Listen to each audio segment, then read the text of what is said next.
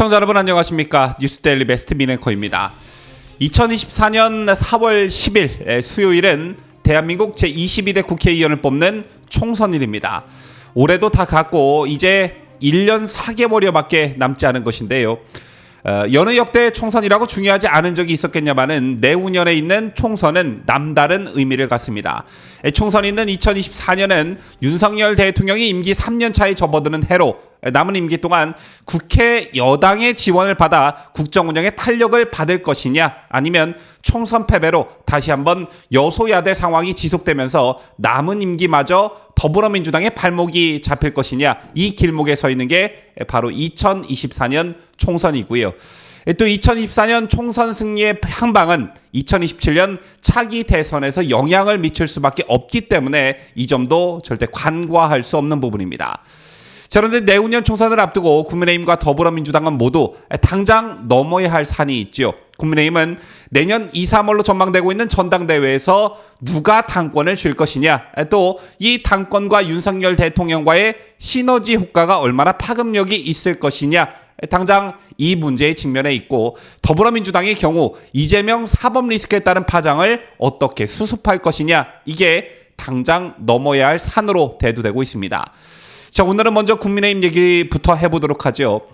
조영 국민의힘 원내대표가 지난달 30일 대구에서 한 발언이 당내에서 파장을 일으키고 있습니다. 주 원내대표는 지금 거론되고 있는 당권 주자들이 당원들 성에 차지 않는다, 이렇게 말하면서 새 당대표 조건으로 의석수가 가장 많은 수도권에서 대처를 할 수가 있고, MZ세대, 즉 2030 세대에게 소구력이 있어야 하며 안정적으로 공천할 수 있어야 한다, 이렇게 덧붙였습니다. 자, 그러자 당 안팎에선 한동훈 법무부 장관을 지칭한 것이라는 해석이 나왔고, 윤석열 대통령과 관저에서 회동을 한 직후에 나온 발언이라 여기에 윤석열 대통령의 의중이 실린 것이 아니냐는 말이 돌고 있는 것인데요.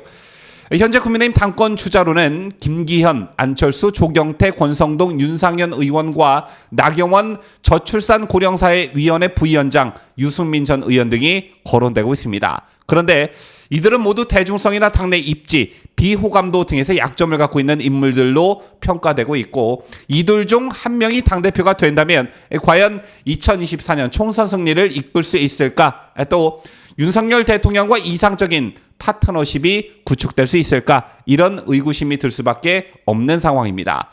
자, 그렇다 보니 이런 후보군으로는 전당대회 흥행을 일으킬 수가 없고, 뭔가 파격적이고 신선한 인물이 없냐라는 공감대가 형성돼 있는 과정에서 조영 원내대표의 발언이 나온 것인데요. 이와 함께 조영 원내대표가 말하는 이상적인 당대표 후보감이 한동훈 장관을 가리킨 것이 아니냐는 말이 돌고 있습니다. 여러분 아시다시피 한동훈 법무부 장관은 차기 대권주자 선호도 조사에서 여러 차례 현 여권 후보 중 오세훈 서울시장과 엎치락 뒤치락 1위 자리에 이름을 오르내리고 있는데요. 그러자 당권주자 중 한 사람인 김기현 의원이 크게 반발하고 나섰습니다. 김기현 의원은 지난 4번의 총선 결과를 보더라도 최소한 수도권 당대표를 내세워야 총선에서 승리한다는 주장은 틀렸다, 이렇게 밝혔습니다. 주 원내대표가 수도권에 대처할 수 있는 대표를 조건으로 제시하는 것을 정면으로 비판하는 것인데요. 김현의 지역구는 울산이죠. 또 주 원내대표가 대구에서 발언할 당시 성에 차지 않는다고 말하며 다른 후보들은 열거하면서 안철수 의원만 언급하지 않은 데 대해 당 일각에서는 정치적 의도가 있는 발언이 아니냐는 말이 나오기도 했습니다. 그런가 하면 한동훈 장관을 영입하는 건 너무 멀리 나간 얘기라는 지적도 잇따르고 있는데, 한 장관이 수도권과 MZ세대에서 인기가 있는 게 입증이라도 됐냐? 정치 경험이 없기 때문에 그 어렵다는 공천을 과연 잘 할 수 있겠느냐? 가뜩이나 여당 쪽에서는 윤 대통령에게 검찰공화국이라는 프레임을 씌우고 있는데, 여당 대표로 검찰 출신 한동훈 장관이 자리에 오르게 된다면 이런 이미지가 고착화되지 않겠느냐, 이런 우려의 목소리들도 나오고 있는 게 현실입니다. 제2 방송을 보시는 분들 중에서도 한동훈 법무부 장관의 대활약에 대해서 극찬하시고 또 한동훈 장관을 응원하시는 분들 정말 많은 것으로 알고 있는데요. 문제는 한동훈이라는 입지적 인물이 가진 능력을 적재적소에 활용해야 하는데, 그 적재적소가 과연 어디냐? 이건 조금 더 고민의 시간이 필요할 듯합니다. 그 어느 때보다 법무부 장관의 역할이 중요한 이 시점에 만약 한동훈 장관이 정계로 착출된다면 그를 대체할 수 있는 인물이 있느냐, 이 과제도 매우 중요한 부분이라 할 수 있지요. 이런 가운데 국민의힘 차기 지도부를 선출하는 전당대회가 내년 2, 3월에 열리는 방향으로 가닥이 잡히면서 이른바 룰의 전쟁이 본격화할 전망입니다. 현재 친윤계를 중심으로 당원 투표 비율을 높이는 방안이 거론되고 있고요. 일각에서는 당원 투표 100%로 역선택을 방지해야 한다는 목소리까지 나오고 있는데요. 국민의힘 관계자들에 따르면 당 지도부는 12월 9일 정기국회가 종료된 후 전당대회 관련 논의를 본격화한다는 계획을 잡았다고 합니다.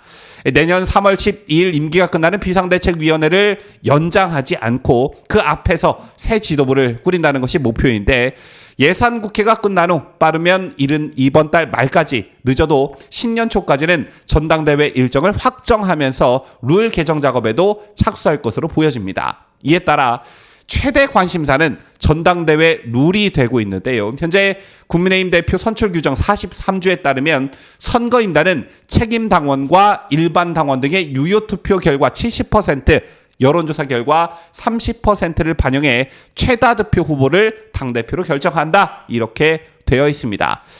당연히 역선택 방지 조항도 없는 상태이고요. 따라서 전통적 당원들과 친윤계 일각에서는 이 비율을 당심을 늘려 7대3에서 9대1로 개정하자는 움직임을 보이고 있습니다. 여기에 전적으로 찬성하는 당권주자가 조경태 의원인데요.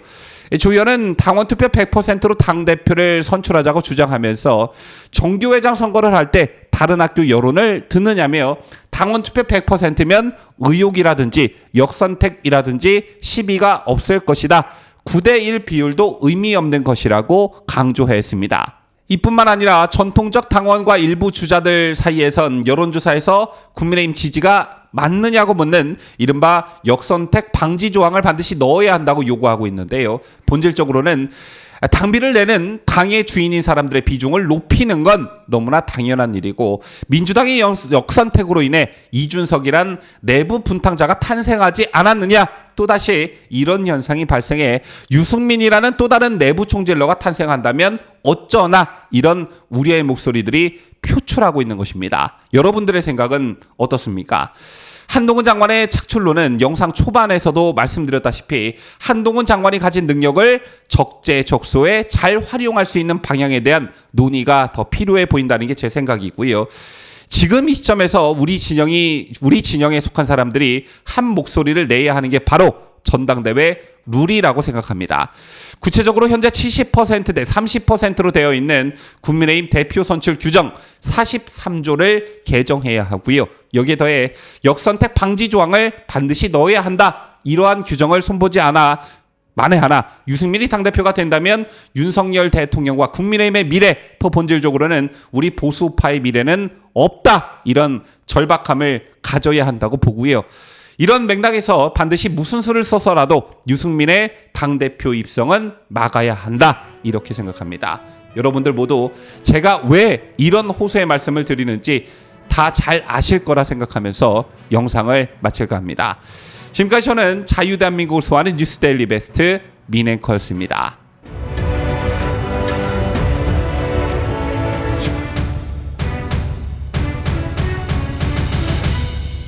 함께해요.